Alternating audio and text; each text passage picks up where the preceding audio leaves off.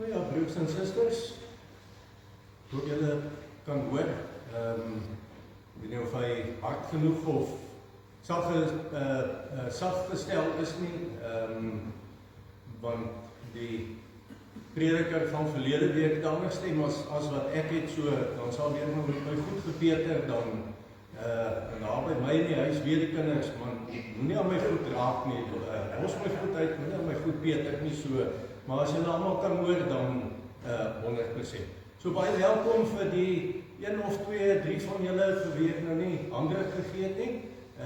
Baie welkom ook, seën ook vir jou en ook vir die dag. Wanneer sluit die skole, ek moet nou eers weer 'n paar goed agter mekaar kry. Vrydag wat kom, die Vrydag daarna, so daar's nog eers 1 naweek voordat die skole sluit. Goed, nee, baie dankie daarvoor. Dan natuurlik ook by die huise, na 2 weke wat ek nie hier was nie, wat ek aanvaar dat daar nie uitsending was nie, as jy ingeskakel is vanmôre, of sou jy op die video afkom, natuurlik dan hoop ons dat dit ook vir jou sal seën wees, en dat jy ook uit dit wat ons hier met mekaar deel, dat dit ook vir jou lewe vreugde en vrede en groei in jou verhouding met die Here sal meebring. Baie welkom en seën ook vir jou. Net vandag wat ons aankondigings aanbetref, die inligting op bladsy 1, so in die volgende tyd, julle sal sien vanmôre, dis 3de Koninkryk Sondag, en ek dink hierdie jaar is daar's 5 of 26 Koninkryk Sondag, en deurgaan sal ons, ek gaan dit nou nie altyd so noem nie, vanmôre is een van die geleenthede wat julle hierdie tema sal raakloop, naamlik dat die koning het nog geskuif. Maar jy kan daardie storie, kan jy self gaan tuisbring by dit wat ek dan later in die diens met jou gaan deel. Dan die datums om te onthou is die 1 Augustus en ek dink amper daar's hamburger verkoop by die 7de Julie, as ek dit nie mis het nie, die 11de Julie. Goed, so dit is so 4 weke van nou af, maar ons sê dit maar net so lank, waarvan die grootste dan die winterfees is. Dan die persone vir voorbidding, en dan ek het nou nie my inligting gekontroleer nie, maar ek dink amper Rose moet donderdag met sy vir operasie gaan, dink net ook in julle gebede aan haar, en dan ook so aan al die ander wat op ons gebedslys is. Dan verjaarsdag, vandag is dit Elise beurt om te verjaar, so brother, jy moet in die kerk, praat soms altijd van broers en susters, en so die ding kom oor baie jare, kom die ding nou saam wat, hoe sê mens, ek voel nie gemaklik om altyd vir haar suster te noem nie, klink vir my so heilig, so dit het toe nog maar brother geword. Hoop jy het 'n mooi dag, en ook seën vir die nuwe lewensjaar, en baie gesondheid, en vreugde, en vrede in jou lewe. Dan die 15de is dit Rika Du Plessis, en die 20ste, mevrou Nel, dan hoop ek kry jy koffie in die bed, en beskuit en 'n koekie, en dies meer, dat dit dan vir jou 'n mooi dag gaan wees. Hoop jy sal die dag baie geniet, en dat al die familie wat in die dorp is, toch nou nie op jou nek sal kom lê, of te wil op koek eet, en al die seer nie, so meer. Een mooi dag, kuier lekker saam met jou mense, en alles wat mooi is, en seën ook vir die nuwe lewensjaar. So dan die inligting wat die winterfees aanbetref, daar's nou allerlei prentjies, en dan sal julle ook die inligting sien, soos wat dit op die kanaal geadverteer word. So daar gaan van die tafels wat beskikbaar gaan wees, pannekoeksop, koeldrank, wit olifant, tombola, kinderspeel area, so daar's 'n klomp benodighede wat ons vir die dag graag wil hê. So ek wil maar net van my kant af vra, as dit vir jou enigstens moontlik is, moet nie net vir jou vasstaar teen allerlei goed wat ons gaan benodig vir die dag nie, maar die heel lekkerste van so 'n geleentheid is om op die einde die pad saam met iemand te loop, wanneer 'n mens self betrokke raak en iemand leer ken en iemand saam met wie jy begin werk wat jy eintlik nooit van tevore regtig geken het nie. So gee vir Cynthia of vir Rianda die telefoonnommers. Die is hier aan die agterkant, veral Cynthia se nommer. Gee asseblief 'n likeie en help ook dan asseblief vir ons wat die geleentheid aanbetref, dat dit dan ook 'n mooi geleentheid sal wees. Ja, en dan die inligting op die einde, wat ek nou nie enigiets meer gaan sê nie, wat julle dan nou maar net gewoon kennis van kan neem. En dan, as jy nie te haastig is na die tyd nie, kom kuier gerus saam, kom drink goue koffie saam.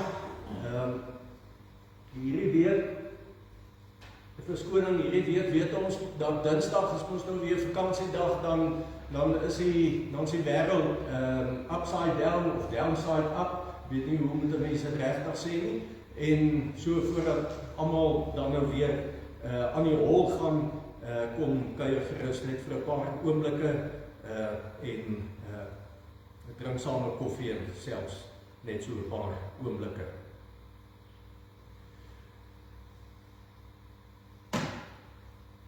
So nou na my paar dae wat ek nou weg was, dan is dit vir my ook nou maar altyd eers weer 'n ding om terug in die ding te kom en my eie voete te vind en my eie ritme ook weer te bewerkstellig.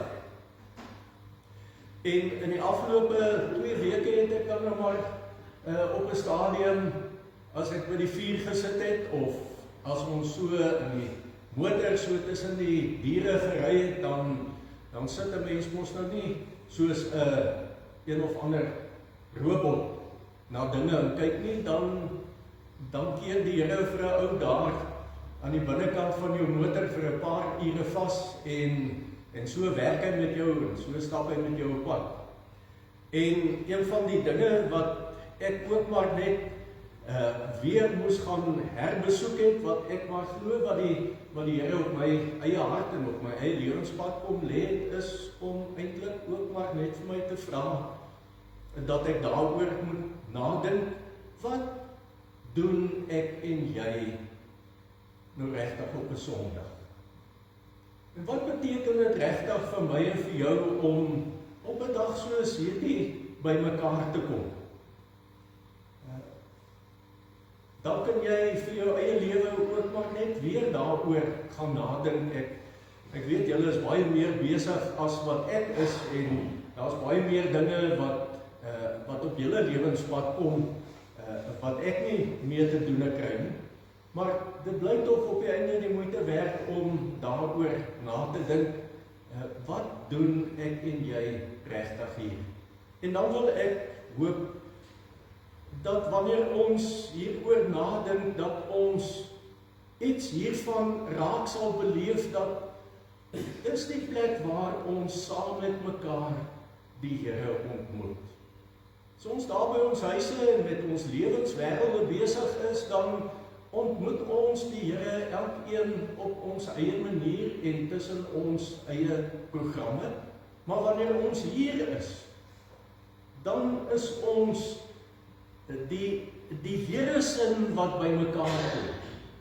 En die Here sin wat beleef dat hy wil met ons besig wees. En ons met hom.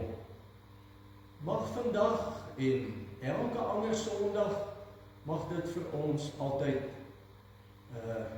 'n blywende hoogtepunt in ons lewe wees. En dan sommer net so terwyl ek praat, dankie vir die 2 Sondae wat ek my ingestaan het, Marita, net om te kan weet, die Here gebruik mense en so vertrou ek dat die Here ook vir jou gebruik het op jou eie besondere en unieke manier. Ek wil graag dan dat ons begin vanmôre met Psalm 116. En wat doen die Here se kinders wanneer hulle bymekaar is?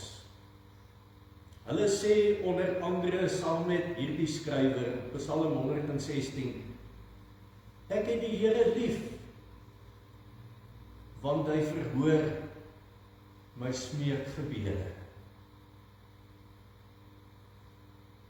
Of dalk miskien net anders gesê, want die Here hoor en hy sien raak. Sê dalk miskien vanmôre oor jou eie lewe en jou omstandighede wonder, weet vanmôre dat dit is wat ons in die woord raakloop. Die Here sien raak. En omdat die Here raak sien, daarom is ek en jy vir hom lief. Kom ons buig die hoofde en dan bid ons saam. Here, dankie dat ons kan saam bid. En dat ons in hierdie oomblikke vir u kan sê, Here, ons is vir u lief.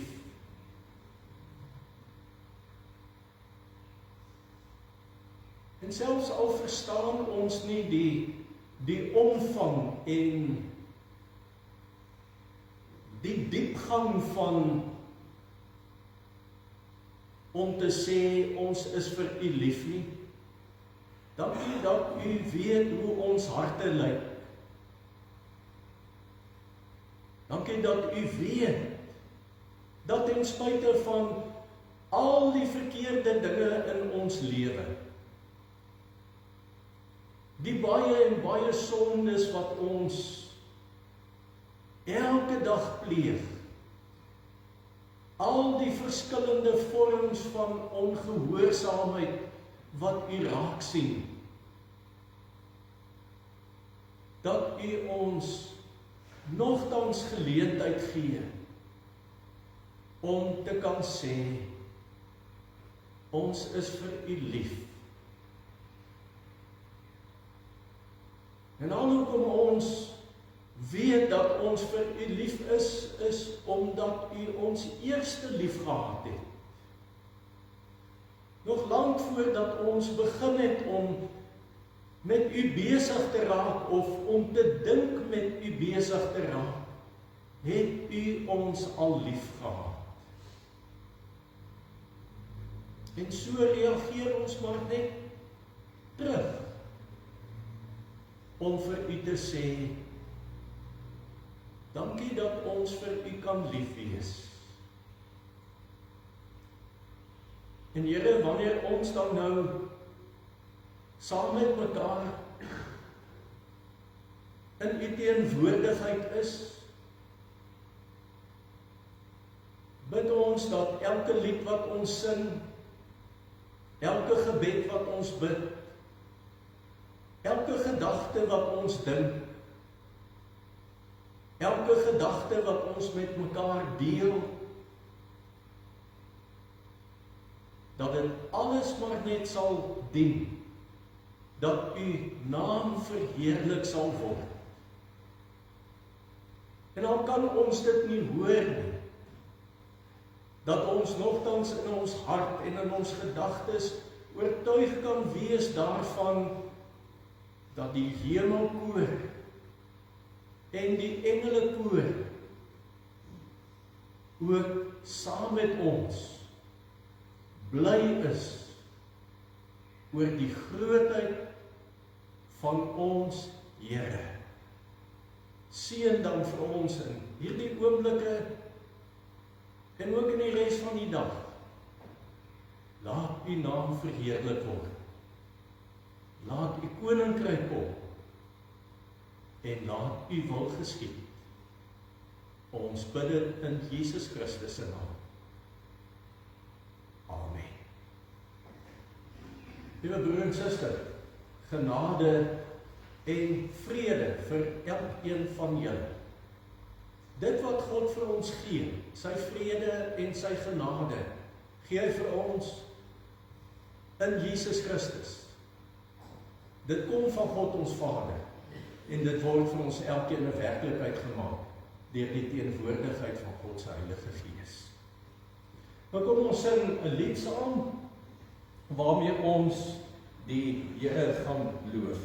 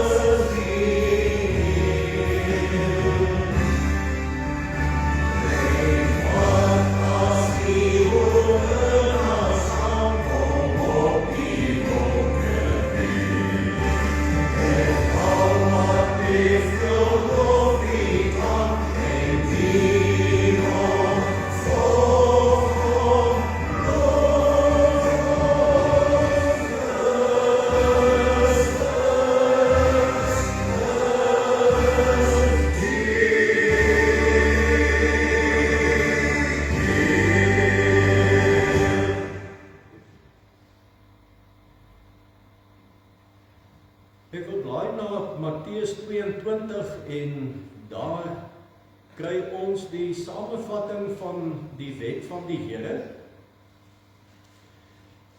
En soos ons dit maar so baie keer vir mekaar sê, is dat wanneer ons die wet van die Here lees,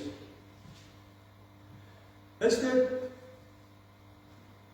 nooit om dit so uit te druk, 'n stok wat die Here wil gebruik om vir my en vir jou mee te tugtig.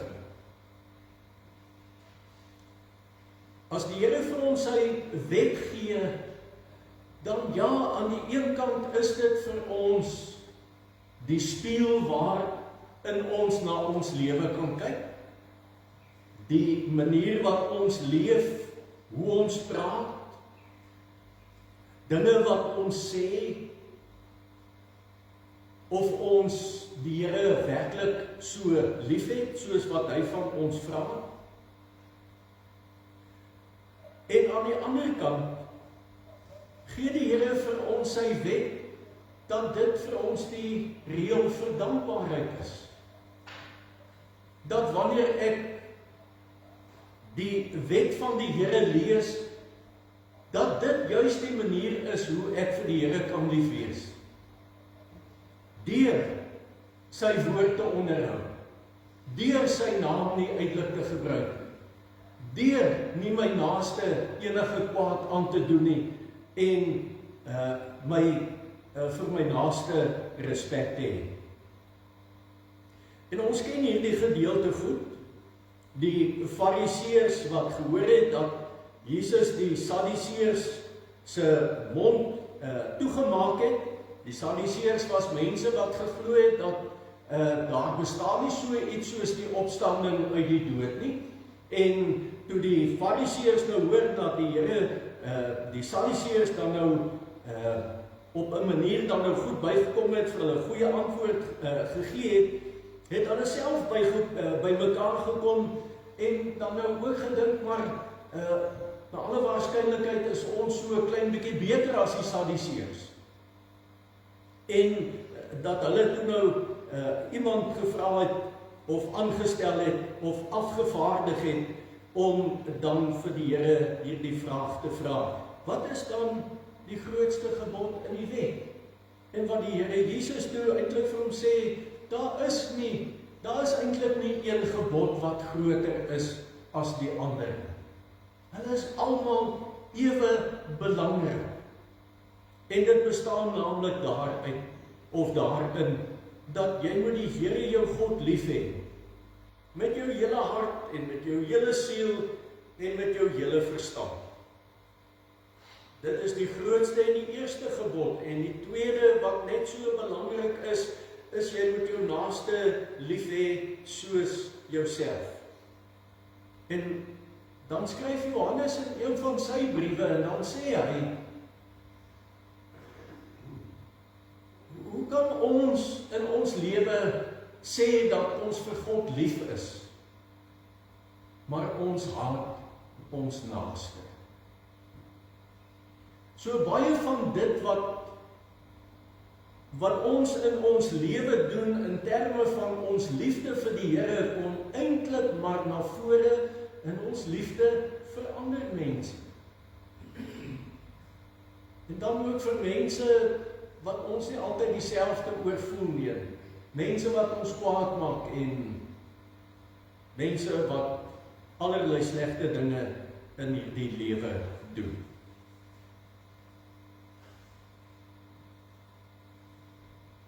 En die woord is aangrypend in die opsig dat wanneer 'n mens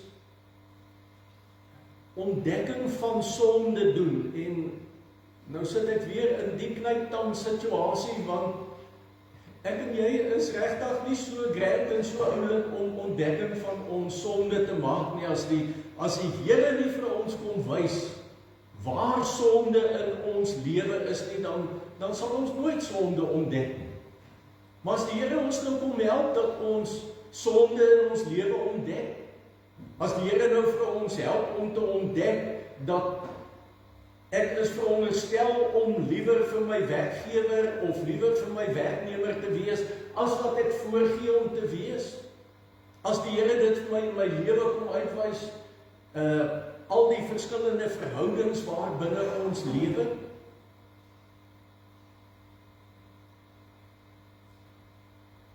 en ek dan met hierdie las van sonde sit, dan kom die woord, en die woord nooi vir ons uit, en sê vir ons, maar bring dit wat swaar op jou lewe lê, bring dit na die Here toe. Dis 'n wonderlike voorreg dat die Here vir my gespaar het, dat ek veilig baie kilometers kon gery het om vanmôre weer hier te wees, om hierdie aangrypende nuus met jou te deel. As daar vanmôre 'n las van sonde op jou lewe rus, wat die naam daarvan ook al is, hoe lank jy ook al daarmee saamkom en wonder, sal die Here my vergewe? Ja, God is ernstig en hy bedoel dit ernstig met mense se lewens, en daarom nooi hy vir my en vir jou uit om met ons sonde las na hom toe te kom. In Johannes 1 vers 9, die baie mooi vers wat sê, as ons sondes bely, God is getrou en regverdig, en hy vergewe ons sondes en maak ons van alle ongeregtigheid vry en skoon. Kom ons dank die Here daarvoor, en wanneer ons die Here klaar gedank het, dan gaan ons geloof in die sin van 'n lied bely. Hemelse Vader, dankie vir hierdie oomblikke van refleksie.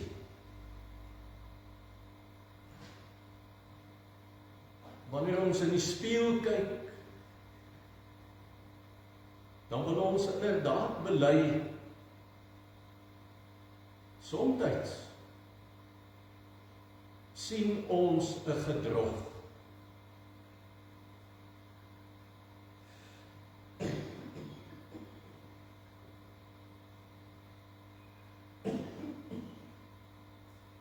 En dit wat ons dan baie keer in die spieël sien, probeer ons op baie maniere kamoufleer. Maar u sien alles. Daar is nie 'n enkele ding wat ons vir u kan wegsteek nie. Selfs die dinge wat ons nie weet nie.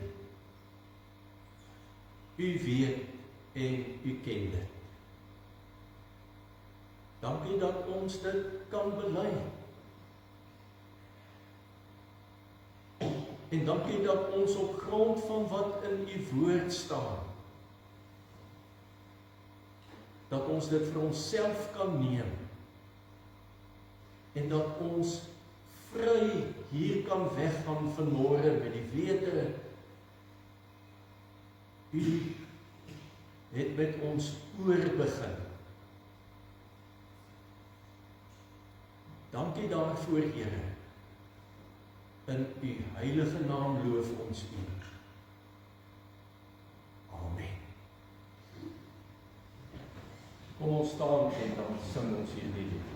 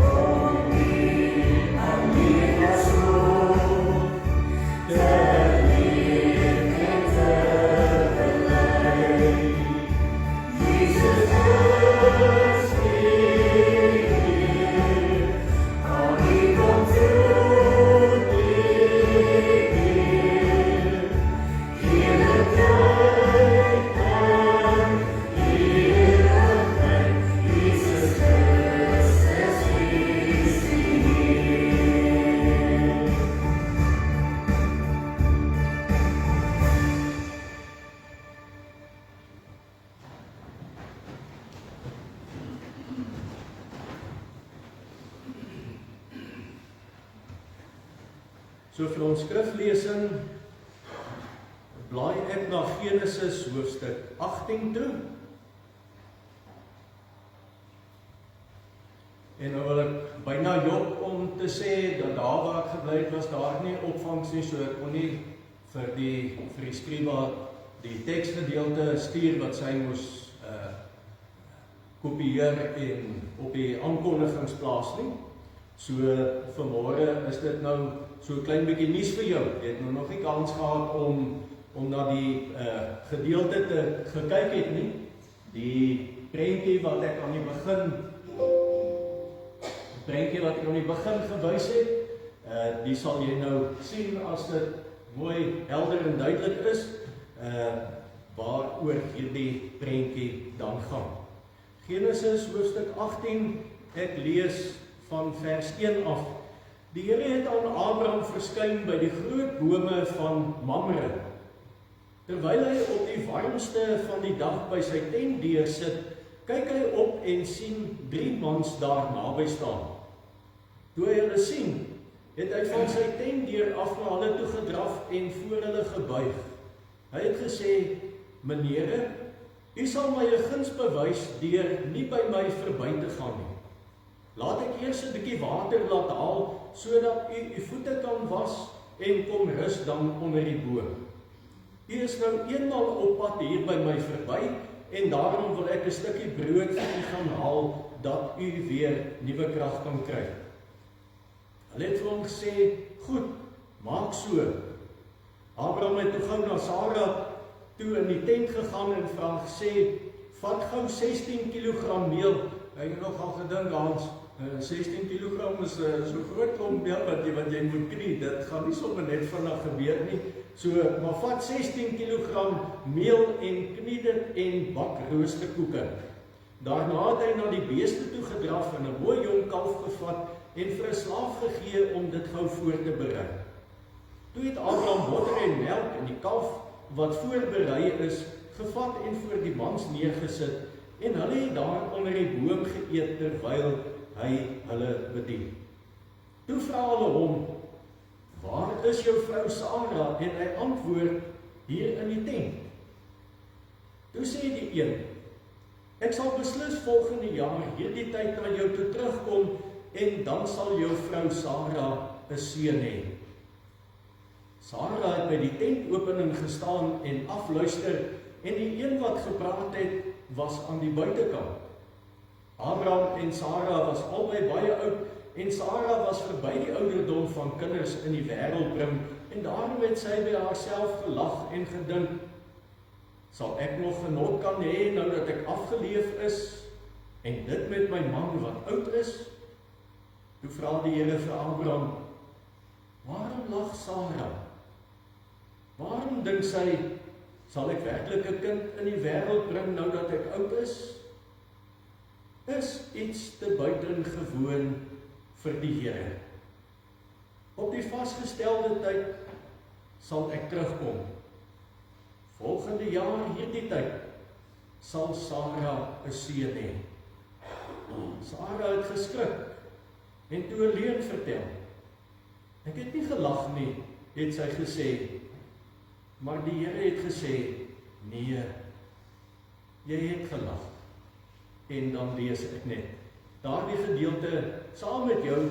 Jy kan by die huis, kan jy gaan lees hoofstuk 21 vers 1 tot 7, en daar sal jy sien, dis dan nou die storie wat 'n jaar later in die lewe van Abraham en Sarah se lewe plaasgevind het. Die tema van môre, wat maar in hierdie gedeelte na vore kom, mens sou dit na alle waarskynlikheid ook die woorde kon gebruik wat voor op ons aankondigings is. Die koning het nog geskuif. Maar in terme van die gedeelte wat ons gelees het, is daar iets buitengewoon vir die Here. die meeste Sondag, ons doen dit nie elke Sondag nie, maar ons het dit onder andere vanmôre gedoen, dan bely ons geloof. En wanneer ons geloof bely, dan maak ons 'n sekere bekentenis. Ons verklaar 'n sekere iets wat ons weet. 'n bepaalde kennis wat ons in die huis waar ons groot geword het, of tydens die oudtydse Sondagskool met vandag wat ons praat van katekese, wat 'n mens hierdie inligting bekom het, wat tydens eredienste en met Bybelstudies en al dies meer aan 'n mens verkondig is. 'n bepaalde wete wat 'n mens langs die pad raak geloop het, dit is wat ek glo.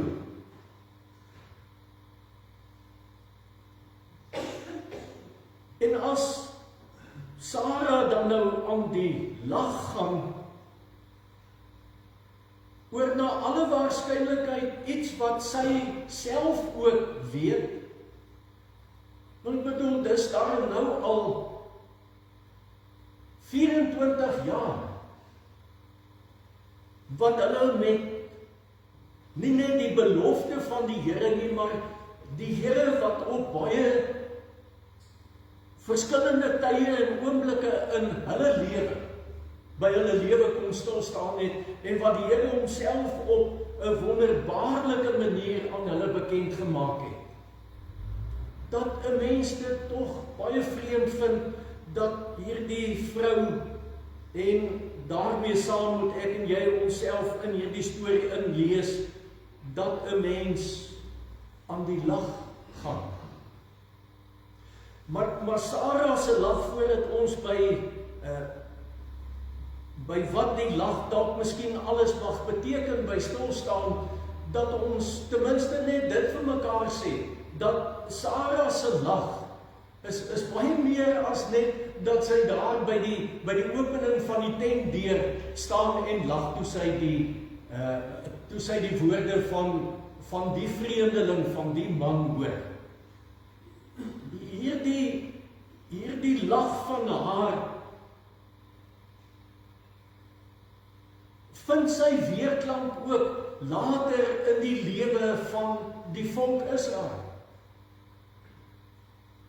Hierdie lag vind sy weerklank in die lewe van die kerk.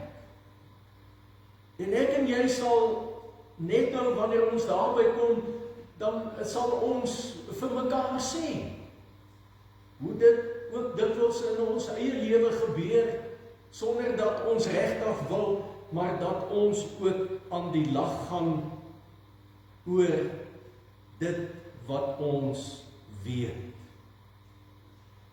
So aan die een kant kom hierdie verhaal en hy kom spel vertroue uit. Wanneer ons Abraham lees met sy verhouding met hierdie manne, en hoe hy reg staan om hulle te bedien, en dit wat hulle met mekaar deel, en aan die ander kant van hierdie verhaal loop ons die twyfel raak. En 'n paar dinge wat ons dan in hierdie gedeelte raakloop, is natuurlik die eerste ding wat vir tyd en ewigheid vasstaan, en dit is God se beloftes. Abraham kom nou al vir 24 jaar, want toe hy op 75 jaar ouderdom het die Here vir hom gesê, hy moet trek. En wanneer hy trek, dan kom gee die Here vir hom beloftes, twee beloftes. Die een is dat daar vir hom 'n land sal wees, en die tweede belofte is dat hy 'n ryk nageslag sal hê.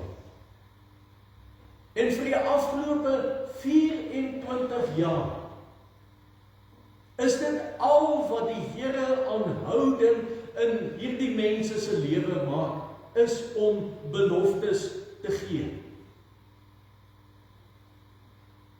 En as jy nou so bietjie gaan terugblaai in hierdie hele storie van Abraham, dan sal jy die Hagar eksperiment raakloop. Want dis ons eie aan ons as mens. Dat as 'n mens sien, maar Die Here vat te lank om aan die gang te kom. Die Here se planne of dit wat hy beloof het, dit talm daar nou 'n bietjie baie lank. Dan is ons as mens mos geneig om so 'n bietjie te wil onhelp. En dan baie keer te dink dat die plan wat ons maak, is dan ook baie keer 'n beter plan as wat die Here kon maak. Verskoning.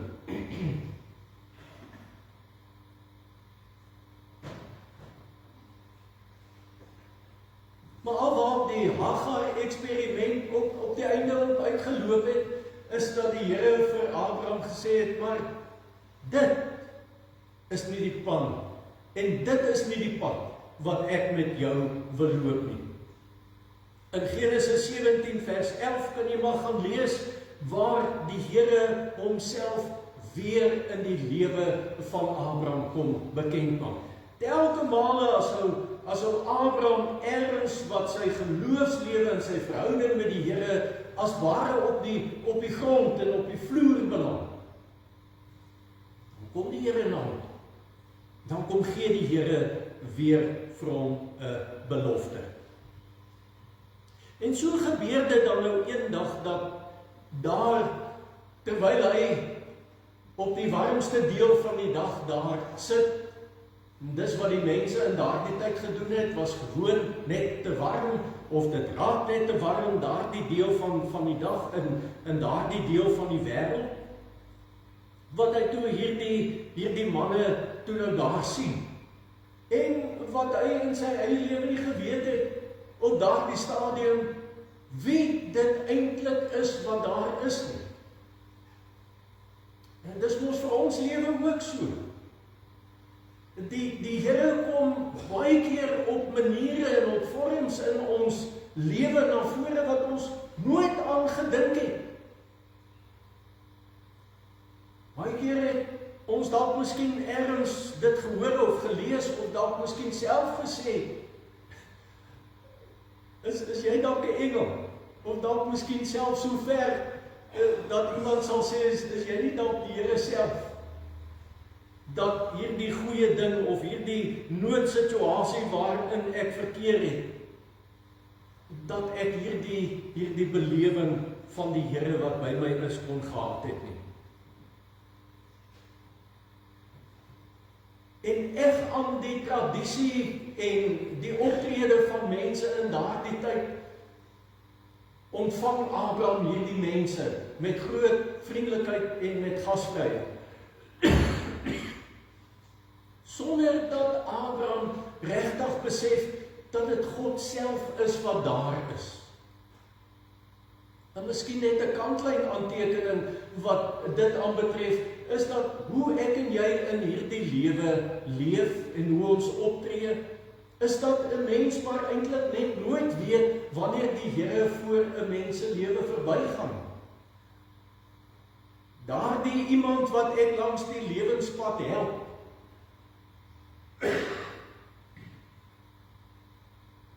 wat ek dalk miskien 'n bepaalde gedagte of idee oor hierdie persoon of hierdie mens het. Baie keer mag dit dalk wees dat die Here op so 'n manier, sonder dat ek dit onmiddellik besef, by 'n mens se lewe is.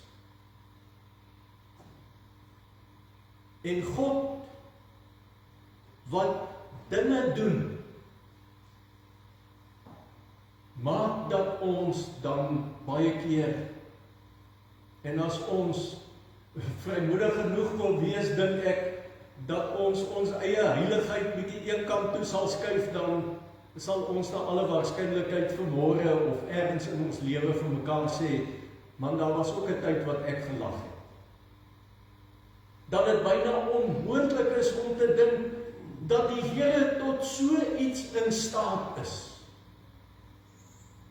En ek vermoed daar is baie dinge in ons persoonlike lewe en in ons dorp se lewe en in ons gemeentelike lewe en in hierdie wêreldse lewe wat ons dink dit is. Dis moontlik dat daar 'n verandering kan plaasvind. Daardie baas van my wat 'n monster is, daar is nie 'n manier wat hierdie ou kan verander. Ek werk al jare saam met hom. Daar is nie 'n manier wat hierdie ou kan verander. Ons eie land met soveel dinge wat verkeerd is. Hoeveel van ons, wanneer ons sê, maar kom ons leef in die hoop dat dinge vorentoe sal beter gaan, dan sonder om 'n woord te sê, dat ek so skalkse laggie op my mond kry en omdraai en loop. En ons almal weet wat dit beteken om so 'n laggie te hê en om te draai en weg te loop. Nou dit wat jy sê, sal in alle ewigheid nooit gebeur. Of ten minste in die tyd wat ek hier leef, sal dit nie gebeur nie. Aan die einde van die jaar dan het ons plaaslike verkiesings. En hoeveel stemme is daar? Ekskuus tog. Hoeveel stemme is daar nie, maar wat op die einde sê, wat help dit tog om te stem? Dit gaan my stem gaan geen verskil maak nie, want dinge het net eenvoudig te ver agteruit gegaan. Die verval is net eenvoudig te groot. Is iets te buitengewoon vir die Here?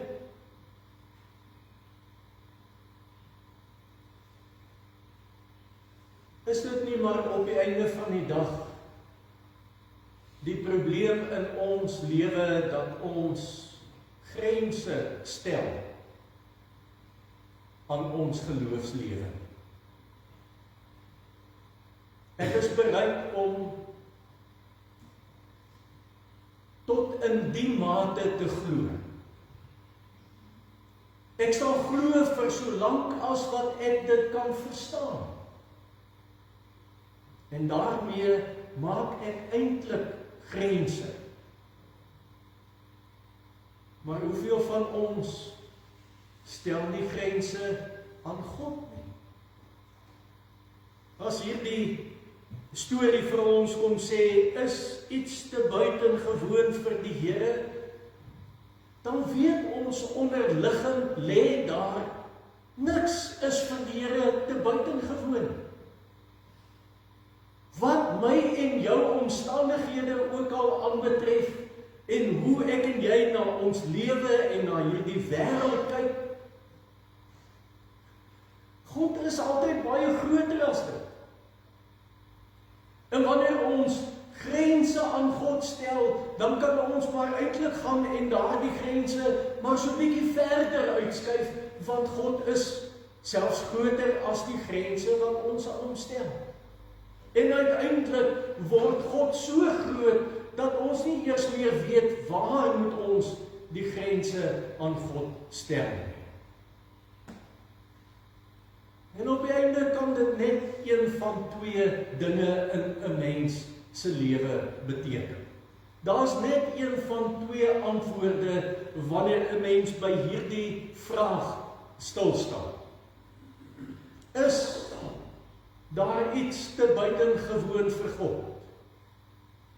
Dit kan net 'n ja of 'n nee wees.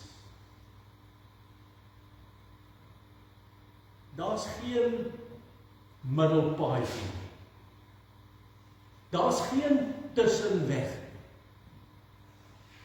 Of dit wat God doen is ja, dit is nie te buitengewoon vir u nie wat eers groot, of nee, ek kan dit nie glo. Daar is geen ja, maar nie. Dis slegs 'n ja of 'n nee. En wanneer ons hierdie vraag vra, sou iets te wonderbaar wees vir God, dan kom toets dit nie 'n mens se godsdienskwaliteit nie. Wat ek daardeur wil sê is, dan kom toets dit nie of jy oor 'n bepaalde kennis beskik nie. Wanneer ons hierdie vraag vra, sou iets te wonderbaar wees vir God, dan kom toets dit die kwaliteit van ons geloof in die elke dag se lewe. Ek wil vanmôre maar weer vir jou uitnooi. Maak jou ore oop vir die taal wat Christene en mense in die lewe praat. En jy sal hoor dat daar te veel goed is wat buitengewoon vir God is.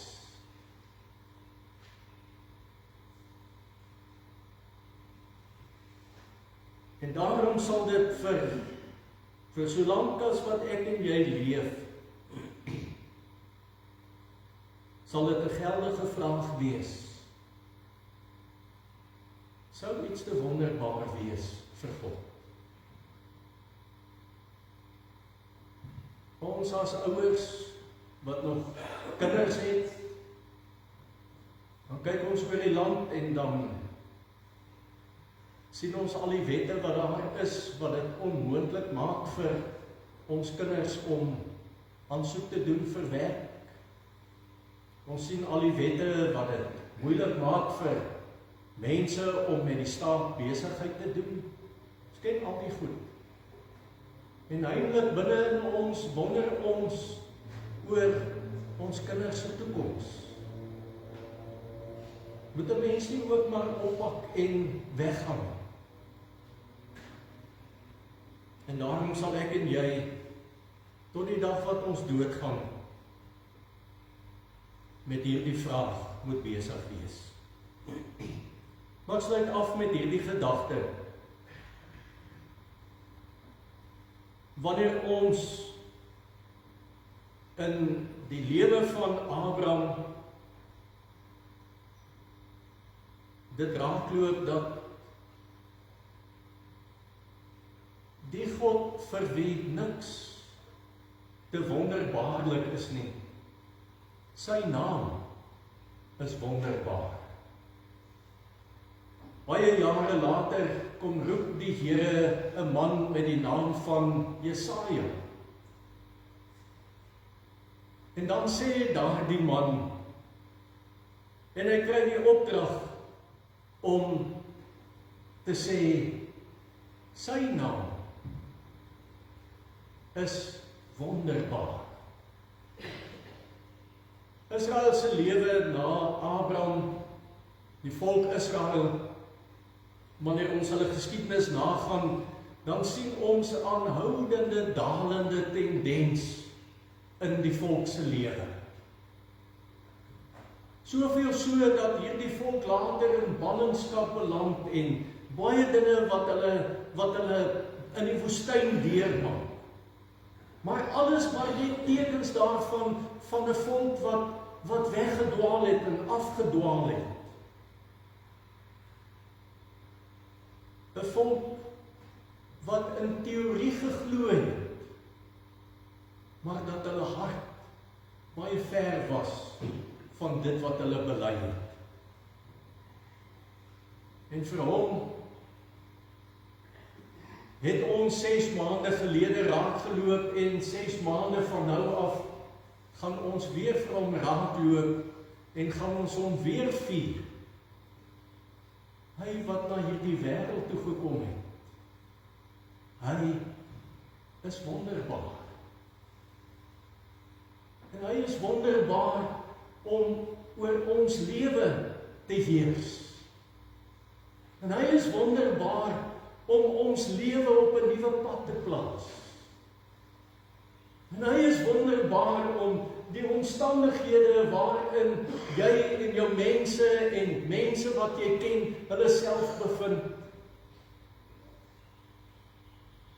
Hy is wonderbaar, ook vir hulle. En as ons hoor dat sy naam wonderbaar is, glo jy of lag jy? Amen.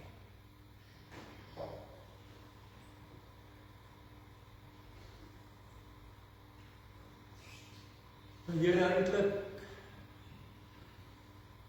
sit ons tussen twee vure wanneer ons hierdie storie lees. Ons weet U is wonderbaar en daar's niks te wonderbaar vir U nie.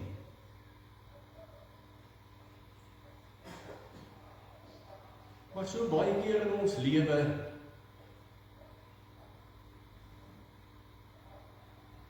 dan lag ons,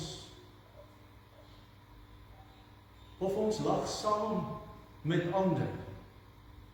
Ja, selfs so erg dat ons saam met die wêreld lag.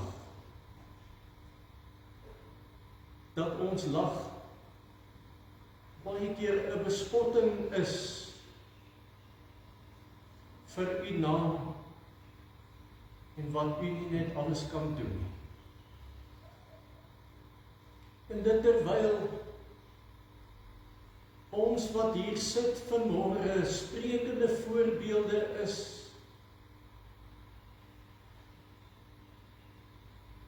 van dit waartoe U in staat is.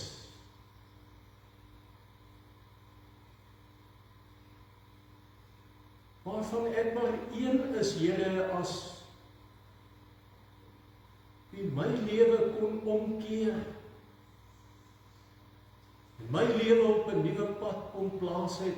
U het nie wit broodjies nie.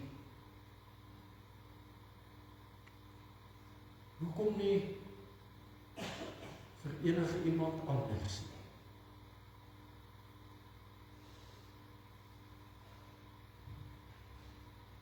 So wil ons, en so wil ek glo, Here, wil ons vanmôre eintlik ook maar net weer kom sê, help ons, dat ons oë sal oopgaan, dat daar vir U niks te wonderbaar is nie. Amen. Kom ons sluit af met ons laaste lied.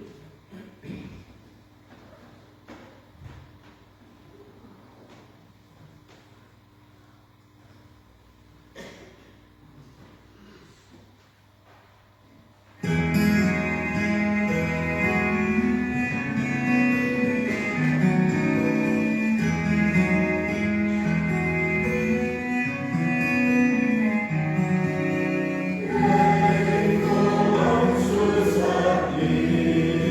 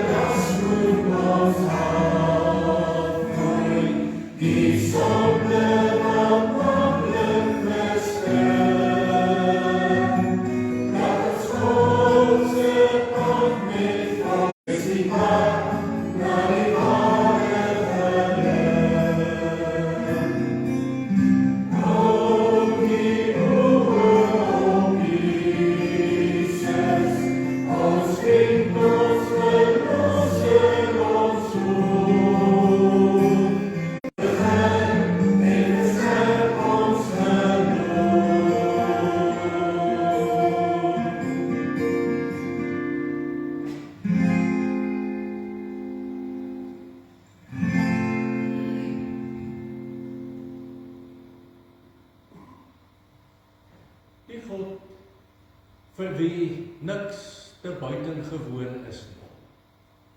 Die God wie se naam wonderbaar is die God wat vir my en vir jou hierdie week wil instuur, met die wete dat hy saam met ons gaan. En dat hy vir ons wil seën. En dat hy op maniere by ons lewens wil betrokke wees, wat ons verstand en ons gedagtes ver te bowe gaan. Ontvang sy seën en gaan in sy vrede. Die genade van ons Here Jesus Christus, die liefde van God ons Vader en die troostvolle teenwoordigheid van God se Heilige Gees sal met ons elkeen wees en bly totdat Jesus eendag weer op die